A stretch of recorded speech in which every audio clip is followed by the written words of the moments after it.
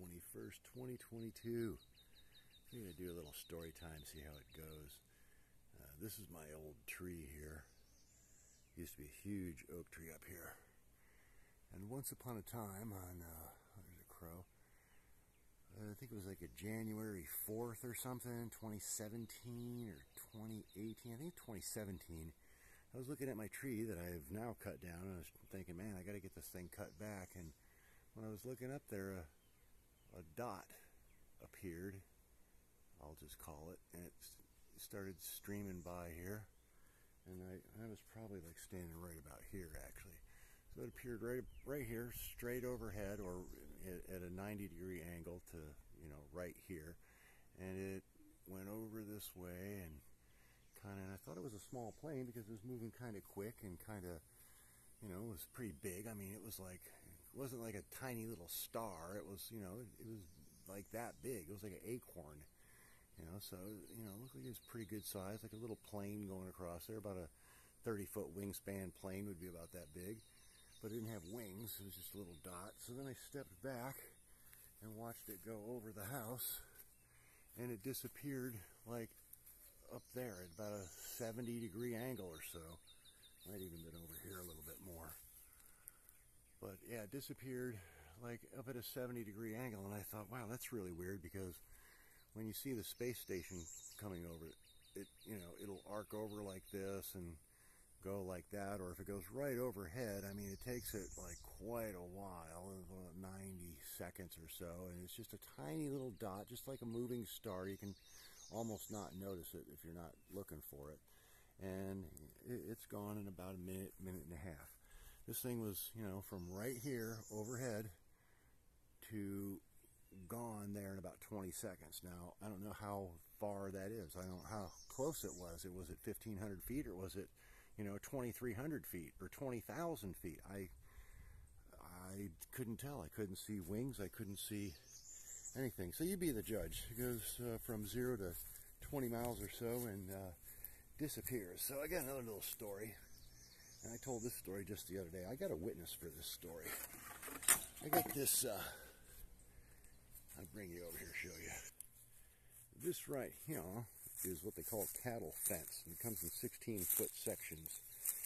And I cut it into half, so it's 4 8-foot sections, and that is the sides for my hog trap that I had. And that little gate over there, that's a frame with a door that slides up and down. So that was my hog trap.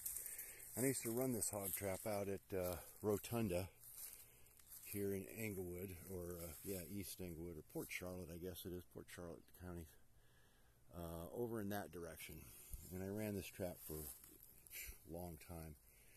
So one day I was out there, and I used to hunt out there. It used to be legal to just hunt year-round for hogs out there. They're a nuisance. I'm talking, this is like 25, 30 years ago. So I'm out there, and I go around, check my trap. I had some hogs in there, and I had to water them because I wasn't ready to take them out. They were pretty big. And one time I had like 7 or 8 in the trap at one time. But anyways, I used to trap a lot of hogs out there.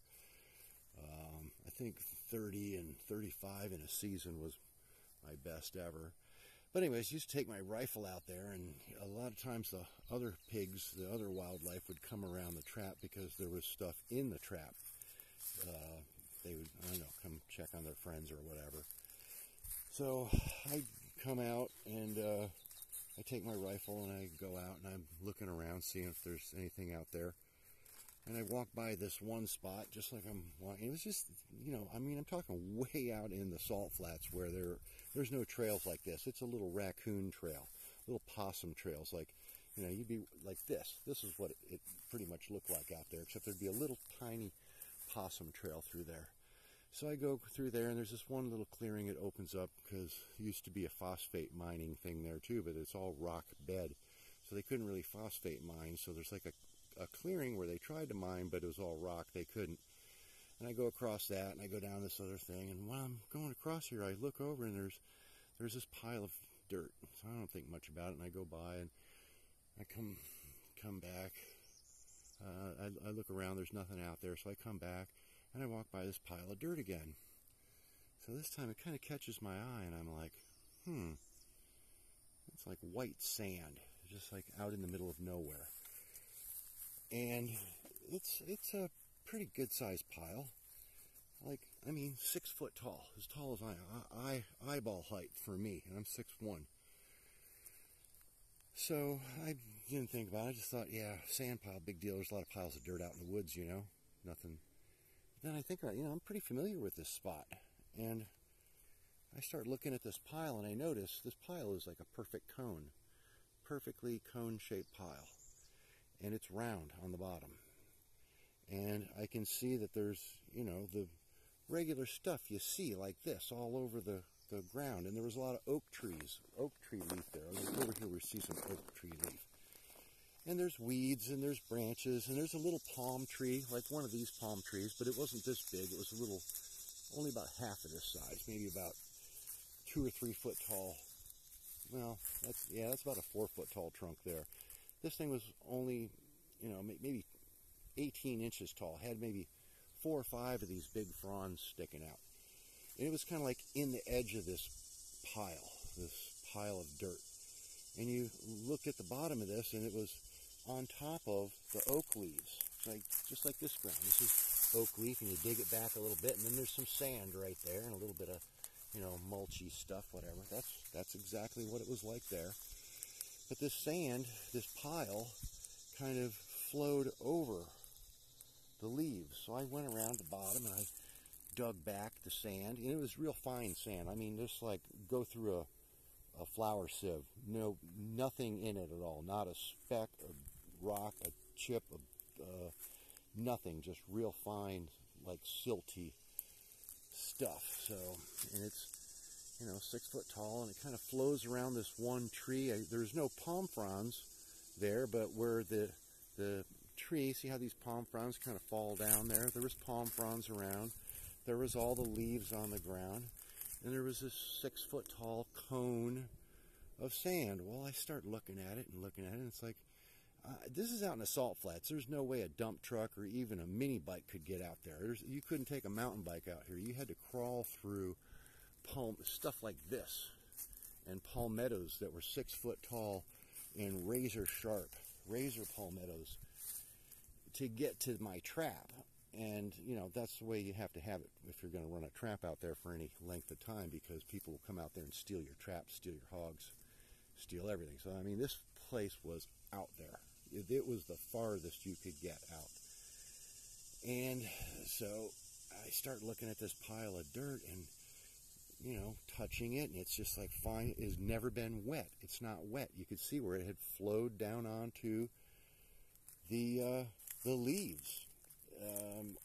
In a circle all the way around, and if you got back and really looked at it, you could see almost where it had cascaded down the sides. Like if you watch a hourglass, the sand comes down and it kind of piles up a little bit on the top of the pile, and then it gets a little lump, and then it slides all down and makes a little round circular mark on the side, and then it kind of piles up again, and then it'll tumble down the other side and make that same little circular cascade line.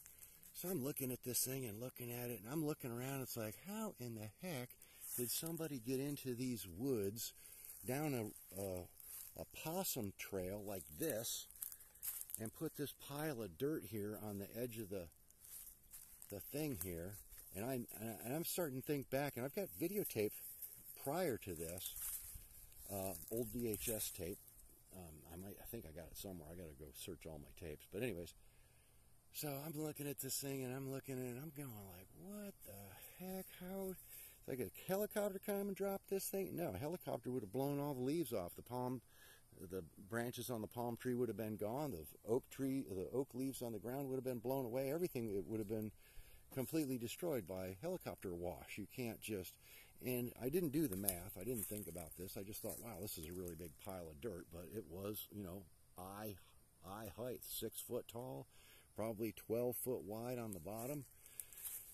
Fine, like, I want to say, like the stuff you find in a fill pit when they dig down really deep into the substrate. There's like sugar sand down there. It's just real fine, silty sand. It was like that. But I dug through the pile at one point, and I could not find a twig, a rock, a speck of anything. It was just like the finest sifted powder you could ever imagine. So I'm looking at this thing and I'm trying to figure out, like, what the heck is going on here? This is like a lot of buckets of sand. If somebody, came all the way out to right next to my hog trap and dumped like 100 or 200 buckets of sand. I did the math later. It's incredible what this pile weighed. I calculated it as limestone dust, or powdered limestone. It was about 90 to 100 pounds per cubic foot. And if you do the math of a 12-foot wide by 6-foot tall cone, well, you can figure it out. It's 300 and some. It was about 11 tons or something. I mean, it was a lot of dirt. Like I said, I took a shovel out there and tried to dig through the pile, tried to get to the bottom to see if there was leaves at the middle of the bottom of the pile. Well, I was out there in August heat and choking mosquitoes, and I dug down about halfway through the pile before I was totally exhausted and out of water. Drank like probably half or 3/4 of a gallon of water, and just totally exhausted. I couldn't go. I mean, I figured out later it was like 9 or 11 yards of sand, and or 11 tons, or 350 cubic feet, I think it was, of sand. So it was like it was like 9 or 10 yards or something. It was a bunch of sand. I couldn't believe it. It was more than a normal dump truck load is what it worked out to. So it was just, but anyways, so I see this thing. I didn't even do all that calculating yet, but I was like, wow, this is really weird. I got to go grab my VHS camera. So I did. I grabbed my video camera, VHS, and I went and got my friend Joe, because he does construction work, and he's seen a few piles of dirt doing concrete and fill.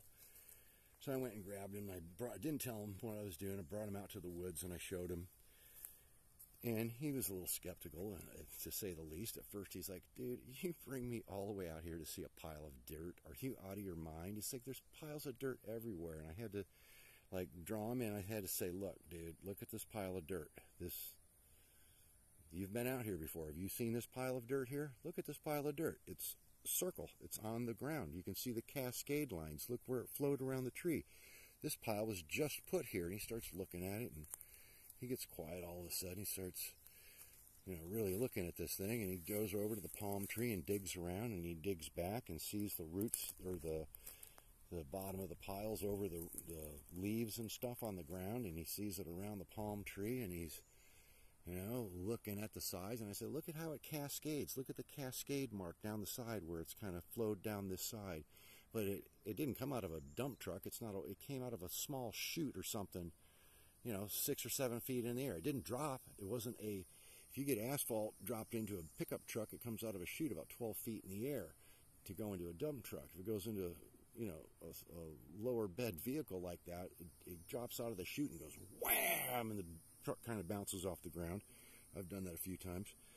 So this wasn't a pile that was dropped. It wasn't a payload that was jettisoned. It didn't just smack the ground with velocity. It flowed into a cone, perfect cone, dry in the middle of August, rainy season.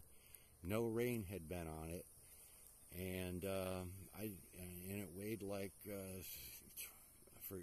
11 tons or something, 9 yards or whatever. A lot of cubic feet of dirt. Do the calculation: 6-foot tall cone, 12 or 14 foot wide at the bottom, and 100 pounds per cubic foot, give or take. And see what you come up with. And how did that get out into, I can spot it on the map. I could show you exactly where it is on the, in fact, I tried to go out there about a year ago, and the landscape had changed so much in 25 years. I couldn't even get to the spot. I couldn't even get there. And I had the GPS to hone me in, but the trees were so big and everything was rooted up, and the palm trees were, I couldn't get through it. I tried for like an hour. I had to give up and leave. And I know exactly where it is. It was really weird not seeing that in 25 years. But yeah, that's one of my weirdest things I ever saw was a pile of dirt, and there was no way that pile of dirt could have got there. No way anybody could have put that pile of dirt there. What do you think? Is that a crazy story or what? And I just got to relive that story the other day. I was with my buddy Joe and a couple other friends, and I brought up, hey, remember that pile of dirt? And he was like, oh man. He'd called me a couple times, and he's like, man, I was just thinking about that pile of dirt. How do you think that got there? I was like, dude, I got no idea. But he thought about it too. He saw it. He witnessed it. And absolutely no way anybody could have got that pile of dirt in there. No way. Just us walking down that raccoon trail, we walked back out. It was like, yeah, you can tell that we walked down there. That pile of dirt came out of the sky, out of a small chute, into a perfect cone. Man, I gotta clean up my